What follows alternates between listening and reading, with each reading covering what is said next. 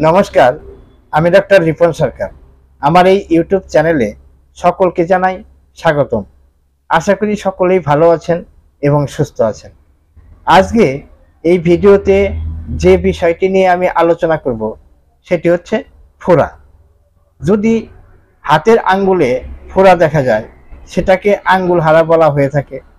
যদি চোখের পাতায় ফোড়া হয়ে থাকে সেটাকে আঞ্জনি বলা হয়ে থাকে।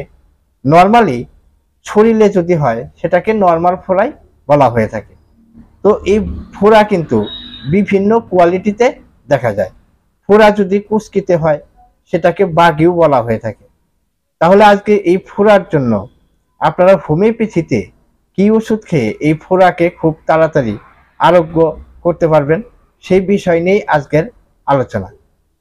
তাহলে চলুন দেখুন, যখন আপনার ফোড়া নতুন নতুন শুরু হবে দেখবেন সেখানে লাল টকটকে দেখাবে এবং সেখানে কিন্তু প্রচণ্ড ব্যথা হবে, দপদপ করবে এবং দেখা যায় কি সেখানে লাল হয়ে আছে, ফোড়াটি পাকেও নি, আবার ফোড়াটি শক্ত হয়ে আছে।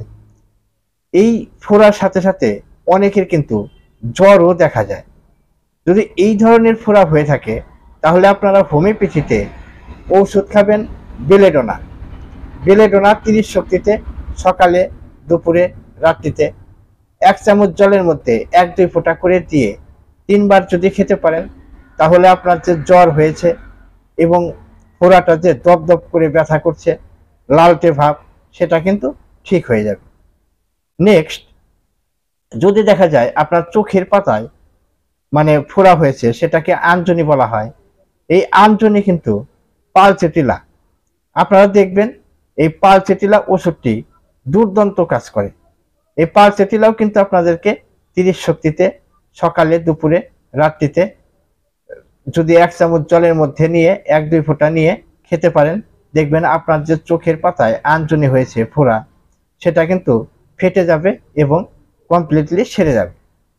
নেক্সট, আরেক ধরনের ফোড়া আছে যেটা সবে মাত্র হয়েছে কিন্তু একটু উঁচু হয়ে আছে, সেখানে পুঁজ জমছে এবং সেখানে প্রচণ্ড লাল হয়ে আছে। এই ধরনের ফোড়ার ক্ষেত্রে যার হয়ে আছে দেখবেন তাকে মানে ছোঁয়া তো দূরের কথা, সেই ফোড়ার স্থানে কেউ পাশে আসলেও সে সরে যায়। এতটা মানে জিলকানি ব্যথা রাত্রি হলেই বেশি হয়ে যায়, তারা একটু শীত কাতরে থাকে। হ্যাঁ, এবার যে সকল ব্যক্তির ফোড়াতে টাচ করা যায় না, লোক দেখলেই সরে যায়, ছোঁয়া মানে স্পর্শ করা যায় না, সেই ক্ষেত্রে আপনারা হোমিওপ্যাথিতে হিপার সালফার, এই হিপার সালফার ওষুধটি আপনারা 30 শক্তিতে 1 চামচ জলের মধ্যে 1-2 ফোঁটা করে দিয়ে সকালে, দুপুরে, রাত্রিতে খাবেন।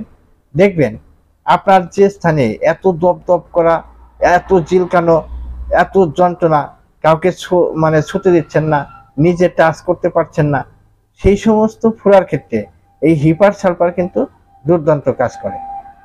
আরেকটি ওষুধের কথা বলে দেই, সেটা হচ্ছে বাগি। কুচকিতে অনেকের ফোড়া হয়, দেখা যায় ফোড়াটা কাঁচাই হয়ে আছে, শক্ত, একদম মার্বেলের গুটির মতো, সেখানে অনেকটা জায়গা জুড়ে ফুলে আছে কিন্তু সেখানে কিন্তু ভীষণ যন্ত্রণা, কষ্ট হয়। তো এই ধরনের ব্যক্তির দেখবেন প্রচণ্ড ঘাম হয় এবং মুখ দিয়ে লালা হয়, ঘাম দিয়ে গন্ধ হয় এবং শরীর দিয়ে যে ঘামটা হয় দুর্গন্ধ হয়, জিভটা ফলে মোটা।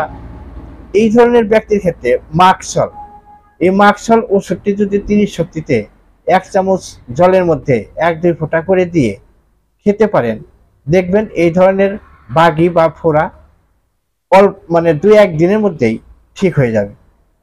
তো আজকের ভিডিও এই পর্যন্তই রাখছি। আপনারা ভালো থাকবেন, সুস্থ থাকবেন। আর একটি কথা না বললেই হয় না, যদি আমার চ্যানেল আপনি নতুন এসেছেন, সাবস্ক্রাইব করা নেই তাহলে সাবস্ক্রাইব করে রাখবেন।